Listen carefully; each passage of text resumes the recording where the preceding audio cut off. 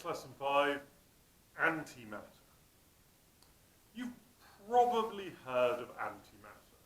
If you've watched an episode of Star Trek or maybe read a Dan Brown book, they're always talking about antimatter drives, antimatter bombs, antimatter tea. But what is it? What is antimatter? It's a word we throw around a lot. What's going on? Well, it was discovered relatively recently, within the last 100 years. And it turns out that for every particle of normal matter, protons, neutrons, electrons, even quarks and neutrinos and other stranger things like that, there is a corresponding antiparticle.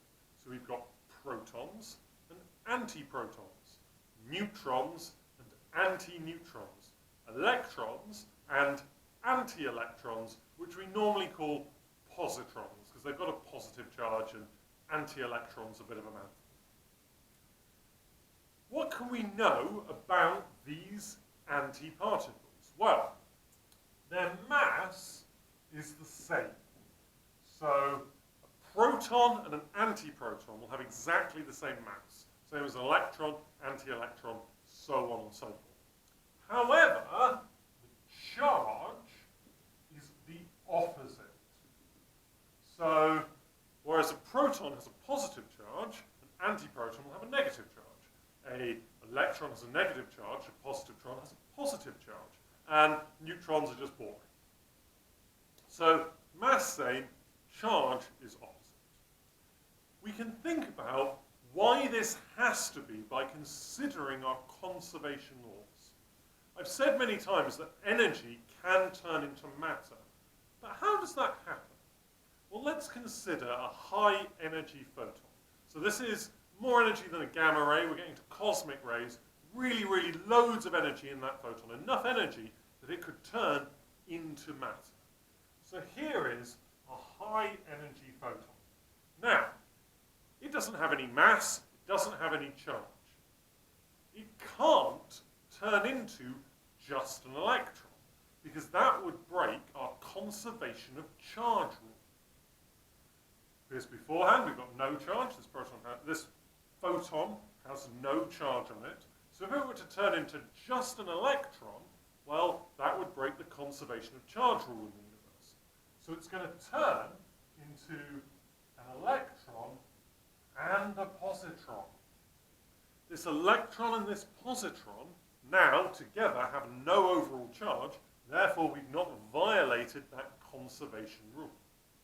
This electron and positron have the same mass and will move away from each other at the same speed, and they must move in opposite directions. The reason for that is a conservation rule we learnt in our Newtonian mechanics, the conservation of momentum. This photon has no overall momentum. It's got no mass, so therefore no momentum. So therefore, this pair of particles it produces must also have no momentum. And the only way that can happen is if they've got the same mass, they go in opposite directions at the same speed.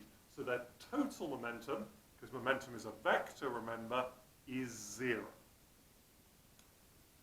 So whenever energy turns into matter, it will turn into a particle-antiparticle pair moving in opposite directions.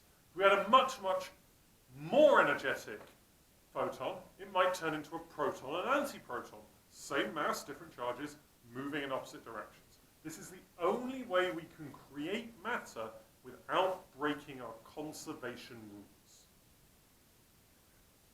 Now we have annihilation. We've already said that matter can turn into energy. Well, how does that happen?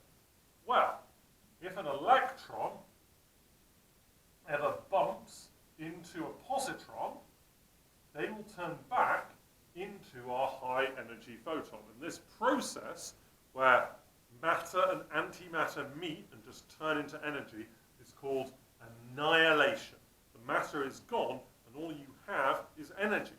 This is how an atom bomb works. It's turning mass into energy through annihilation. Now, if we think about it carefully, it has to be a particle and its corresponding antiparticle that annihilate, for if it was anything else, we would be breaking our conservation laws, because this photon has no charge, therefore we've got to take out of the universe 1 unit of negative charge and 1 unit of positive charge. So therefore, annihilation will only happen between a particle and its corresponding antiparticle. A neutron and antineutron will annihilate. A neutron and antiproton will just ignore each other. An antiproton and a neutron will just ignore each other, and so on and so forth. You need the particle and the corresponding antiparticle for annihilation to happen. This also is the same with neutrinos. Neutrinos will just bomb along doing their own thing until they meet a similar antineutrino, and then they can annihilate. So we need an electron neutrino and an anti-electron neutrino for this annihilation to happen. So this is annihilation. This also explains why, although we have beta plus decay, positron decay, we don't have positron radiation. Because imagine we've got some nucleus and it's spitting out lots of electrons because of how it's decaying. Well, they're going to stream out and start smacking into things, causing cancers, etc., etc. If I was to fire a stream of positrons through the air, they're not going to get very far, because the moment they get close to another electron, and there are a lot of electrons just sort of around, they're going to annihilate. So you can't bombard things with positrons. It doesn't work. You can't get a stream of positrons going unless you are in a vacuum, because then those positrons can fly through, and also there's going to be no annihilation. They're not going to bump into any electrons. So if you're flying around in space or in a lab or you've made a vacuum, you can encounter streams of positrons. But obviously, if you're surrounded by all this matter with all its electrons, whenever those positrons start moving, they're going to hit into each other and they're going to annihilate.